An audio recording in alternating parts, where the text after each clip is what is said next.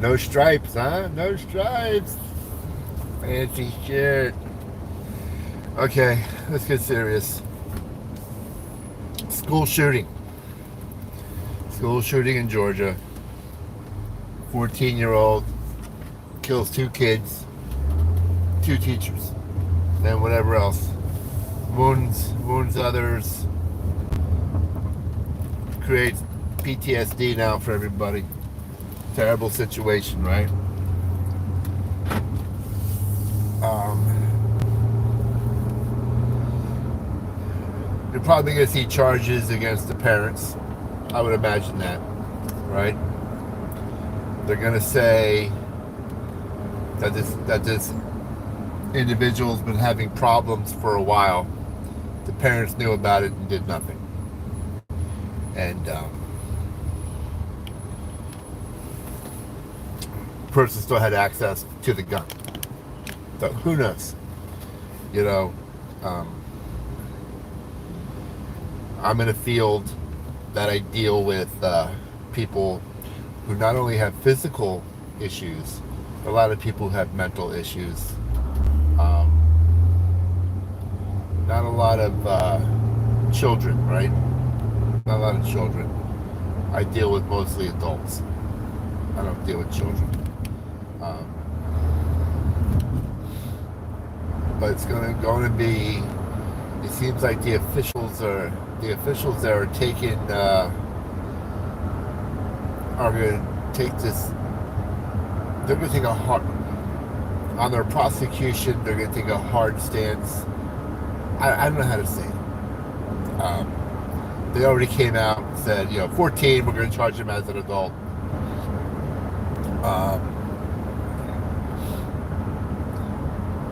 And I always wonder, we always react to the crime, or we always react to what happens, right?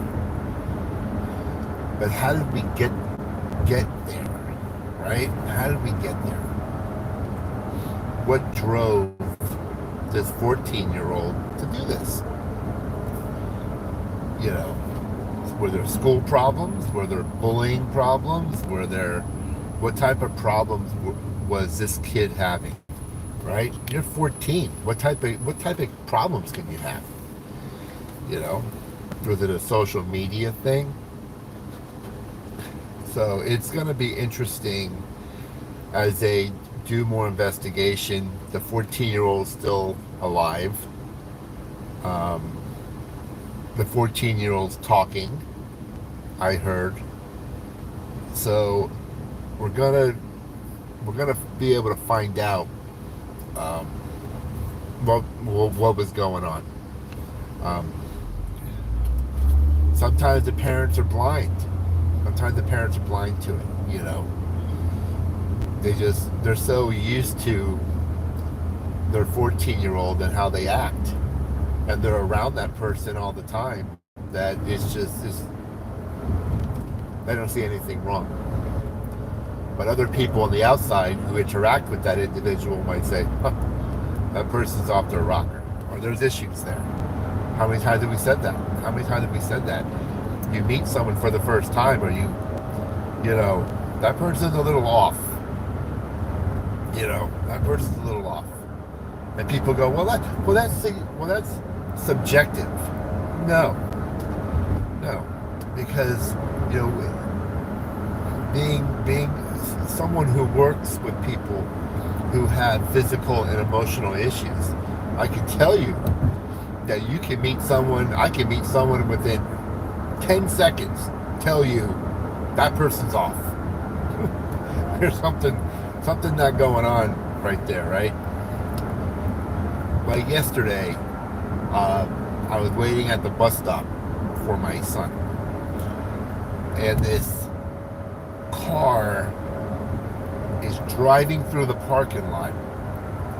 A young kid's driving. This other kid's hanging out the window, flipping everyone off,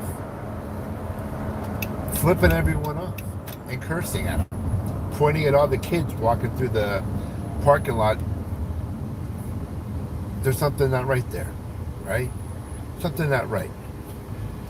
Look, so you're 16 or 17, and you don't, and you have no fear that you're flipping everyone off. You have no fear that there's parents there. It's in a public setting. You have no fear that someone can be filming you and the license plate on the car, right? So when you factor all that in, there's something not right. So unfortunately, it's a bad situation. People say we have an epidemic, and it's no, it's not an epidemic. It's not an epidemic. There's millions of guns owned by people who are Republicans, people who are Democrats, people who are independents. Certain parts of the country, people own more guns than others. It's a way of life, right? They got the kids hunting at 10. I watch a YouTube show called The Millennial Farmer. I don't know if you've ever watched his show, but they live out in the country. And over the years of watching his show, his son, has hunted on the property, the farm, by himself. A young kid, probably under the age of 16. Maybe when I was watching it, maybe 10 or 11 years old. Had a blind, went out, shot, hunts. The father taught him gun safety. The kid that does skeet shooting, So I mean, that's just one example that for him, he's grown up around it. But I don't see it as an epidemic.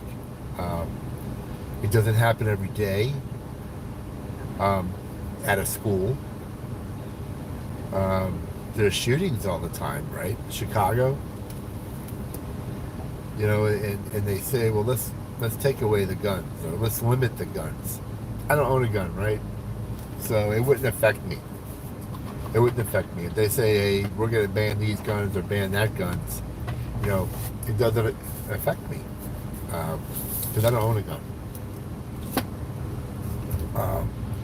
For someone who's grown up with guns and they live out in the country or something like that, or I don't know how they feel or how they're going to feel.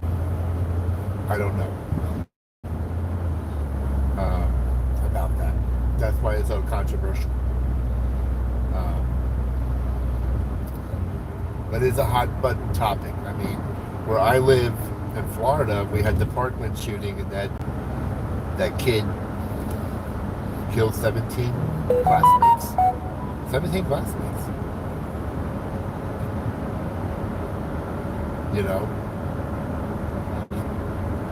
And he's still alive. And they throw him in jail. He didn't get the death penalty. And I hope that they are able to figure out what happened. Let the experts talk. Because the gun is just the tool. The gun is the tool that's used to act out. When you act out, they use the gun, right? Is it because the gun's so convenient? Do they do knives? Over in England and Europe, what do? They use other weapons. If they use a gun, it's because they got it illegally. But they run people over. They take a car. They'll take a car and they'll run it into a crowd. So you can, and there's a lot of cars. A lot of people have access to cars, right? They put bombs in cars. We've seen that over the years. They run people over. They run it to a crowd. And whether it's a gun or a car, if you kill 10 people, it has the same effect.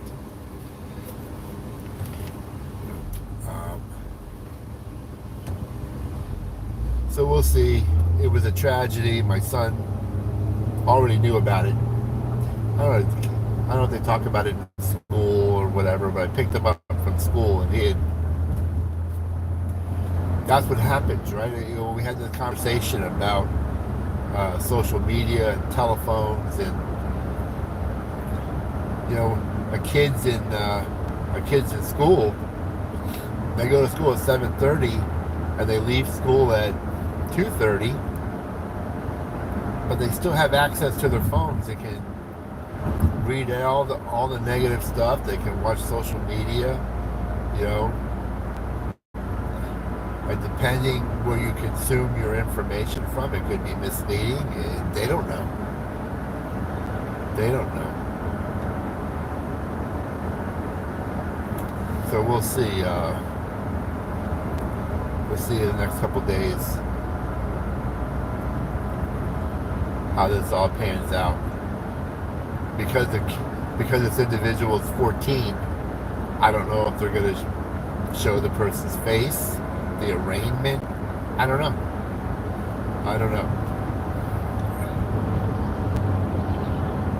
But I wouldn't be surprised if the parents are charged.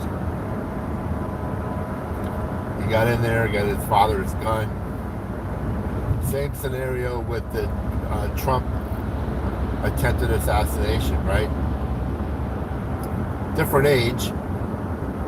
That guy was only, 20 or something, and he went to his dad to borrow the gun to go hunting or go fishing or whatever. Now you can make a conversation. You can have a conversation saying, should 10-year-olds, 11-year-olds, 12, should they have access to guns? Should they be out hunting at the age of 14? Should they be at a gun range? Is it too early? Is it too early?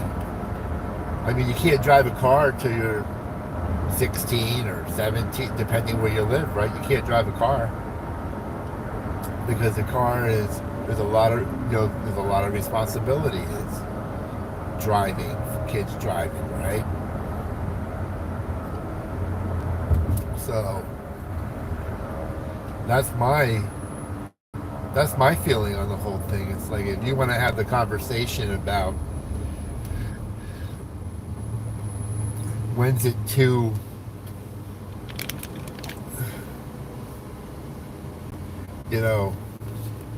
is it too young? Are you too young?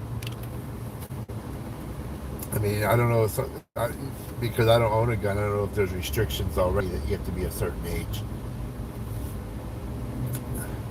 Like I went to a outdoor expo. I went to an outdoor expo, and because we do a lot of fishing and boating, and they had other things there. They had guns, different types of guns, and it's funny. They had handguns, they had rifles, and my son asked if he could hold one. I said sure. But what's funny is the person who's displaying the guns can't hand the gun to my son, right? He's got to hand the gun to me, and then I have to hand the gun to my son. Kind of weird. Some type of law, right? And there's the loophole, right? The loophole to get my 14-year-old to hold the gun is that as long as he hands it to me and then I hand it to him, we're good to go. There's always a loophole. I always laugh. I go, hey, when judges make a decision, right? There's a big court case. The Supreme Court makes a ruling. And it's a 96-page decision, right? Why do they do that? All it does is create more confusion, and all it does is create, and it gives how many times on the abortion issue, right? Because The Supreme Court was never definitive. Never definitive when they wrote the opinions that the abortion issue had come up to the Supreme Court how many times? How many times? Oh, well, we're going to sue on a different ground. We're going to come up with a different argument. We're going to approach it a little differently because of what they said. Right? And what is frustrating, right? What is frustrating to what frustrating is ask for an injunction on something. The Supreme Court sends out the media wants to have all these experts on, all these pundits, so they can chew apart. I disagree with the Supreme Court. I'm a pundit. I disagree with the Supreme Court. So why don't we just do this? When the Supreme Court makes a decision, just tell them, listen, we don't want you to write a big opinion. Just say yes or no if it's legal. Is this legal? The Supreme Court on a 6-3 motion says it's legal. If they did that, right, then they would never be able to, no one would ever be able to challenge the ruling. They would never be able to come back and say, well, can we sue it on a different way? Well, maybe. Well, no, we can't. They just said it's legal. So the Supreme Court and the rulings that they make, well, or the opinions, in our opinion, the Supreme Court opinion, anytime you write something called an opinion, it can be challenged, right? Every time you write an opinion, in our opinion, this is legal because of this. Well, then some nerd, right? Some nerd's gonna find a way to challenge it. Now listen, I gotta go. Everyone have a good day. I'll be back in a little